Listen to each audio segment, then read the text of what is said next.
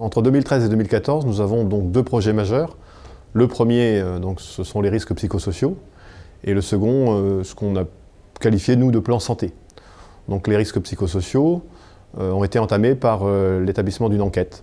Un groupe de travail s'est penché sur ce dossier, a établi un document, une enquête, et en 2013, on a envoyé ces enquêtes dans les centres de secours. Elles ont pour objectif d'atteindre tout le monde. C'est-à-dire que l'enquête est individuelle et sera traitée en tant qu'individu.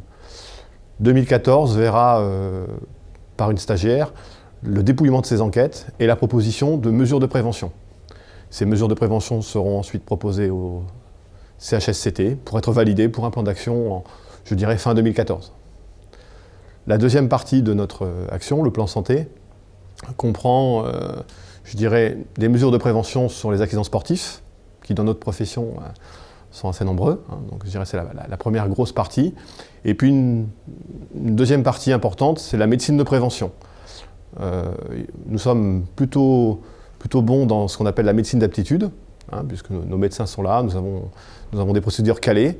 Par contre, nous avons à développer la médecine de prévention qui passe par la prise en compte de l'individu dans sa totalité, à savoir de son début de carrière à la fin.